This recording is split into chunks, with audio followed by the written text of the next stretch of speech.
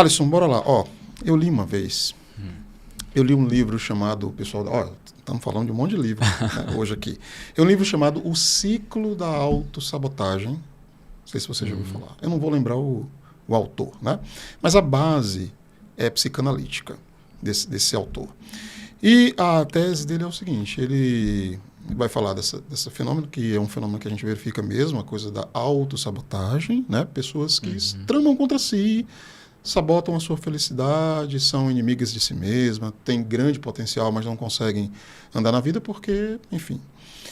E ele, com base na teoria psicanalítica, ele sustenta a tese de que ciclos de autossabotagem, na maioria das vezes, são repetições intergeracionais. Filhos, sobretudo, que repetem, que reproduzem processos de autossabotagem de pais ou de outros cuidadores significativos, né?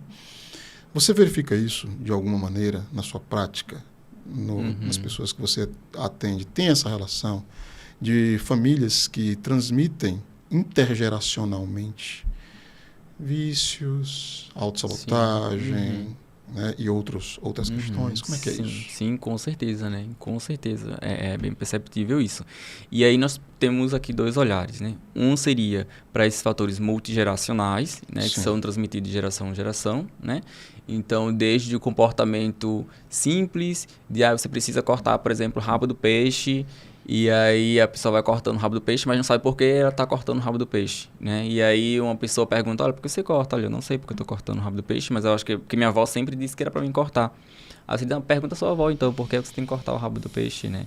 Eu nunca ouvi falar sobre isso. E aí quando você vai conversar com ela, ela diz, filho, eu cortava o rabo do peixe porque na verdade a panela era pequena, não cabia o peixe completo.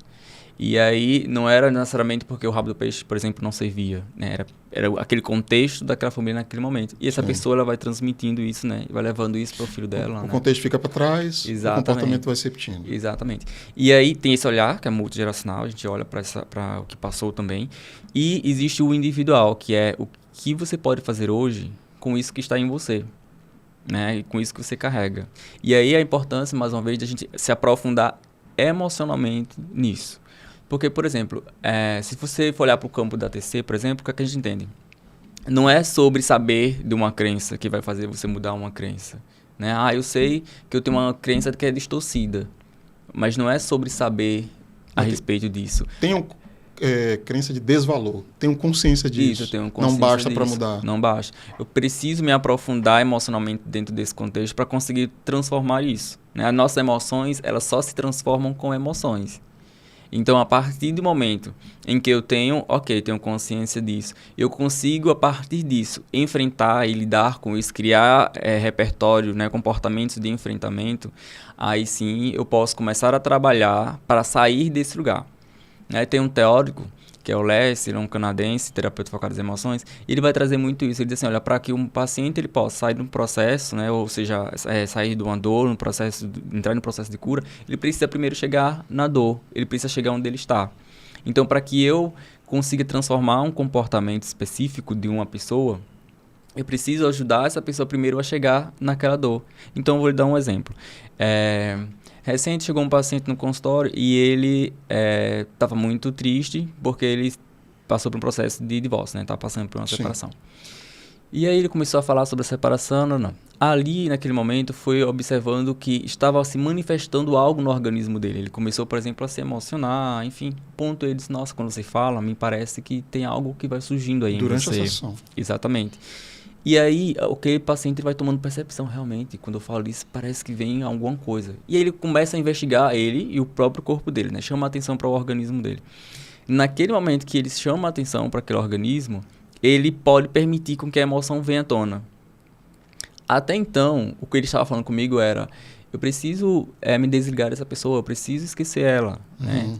Um processo que muitas de nós queremos, logicamente, passar. A gente não quer ficar no sofrimento. Claro. Mas aí o que foi preciso fazer? Diz, olha para o que está acontecendo agora com você. Olha para dentro de você agora. O que é que está aí? E aí eu disse assim, olha, parece que tem um choro guardado. E aí ele vai e começa a chorar. Quando eu trago ele para aquele momento, o que é que eu estou fazendo? Estou trazendo ele para a dor central dele. A partir do momento que ele sente aquela dor, que ele observa ela, ele consegue então pensar, ok, é isso aqui que está acontecendo comigo, o que é que eu posso fazer com isso então? O que é que eu quero fazer? Então eu preciso primeiro olhar para o que me acontece para poder sair. Eu posso ter uma ideia de que minha família, meu pai, minha mãe, minha avó tem uma cultura Y, X e Z. Ok, só essa compreensão não vai nos transformar. Só a compreensão de que eu passei por um trauma específico, não transforma. Muitas das vezes, na verdade, as pessoas começam a criar uma emoção mais secundária, como falei anteriormente, uma raiva rejeitadora, uma ansiedade, uma coisa assim, uma culpabilização do outro, mas ele em si não se transforma, entende? Fica uma coisa meio que paralisada, engessada. E aí, muitas das vezes, onde nós, enquanto terapeutas, ficamos tentando manejar a ansiedade, tentando manejar uma coisa e outra, e o paciente ele não evolui, ele não consegue sair dali. Porque, na verdade, aquele sintoma, ele é secundário. Se a gente for passar na psicanálise, ele é a ponta do iceberg que Freud falava. Né? E a coisa, na verdade, está mais profunda, está lá dentro. Então, ter essa compreensão é interessante, porém, a gente precisa, a partir dessa compreensão, olhar para o que está acontecendo agora, para que a partir daqui, desse lugar, dessa minha dor, eu possa me orientar. O que é que eu vou fazer com ela? Mas você está falando de uma das coisas mais difíceis para todo mundo, que é a coragem de enfrentar a dor, né? Isso. Por isso que separação é tão difícil. Isso. A gente, às vezes, entende que terminou aquele ciclo, né? Aquela pessoa, de fato, deve ir, porque estava mais complicado do que... estava mais doloroso do que feliz. Isso. Mas o medo de enfrentar essa dor... Isso. Trava as pessoas e faz as pessoas não avançarem. E é difícil, mas é bastante difícil. E principalmente, assim, Paulo, porque tem algumas questões sociais também, né? Hoje em dia, nós estamos numa sociedade que nós nem temos tempo para olhar para isso e para chorar. Sim. Nós temos que enxugar a lágrima e correr, porque a vida é isso, né? E nós não temos espaço para ficar só. Na verdade, assim, nós estamos vivendo um momento que nós estamos tão conectados, mas ao mesmo tempo tão sozinhos. Né?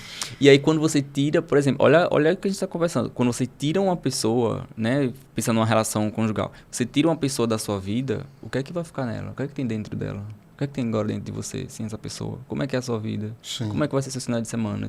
Então, você olha para você, entende? Então, quantas vezes a gente parar para olhar para casais, quantas das vezes a outra pessoa tem uma função na minha vida que lá atrás foi bacana, foi legal, mas ao longo dos anos se perdeu essa função e a gente tá perdido até hoje e a gente tá separado, mas junto.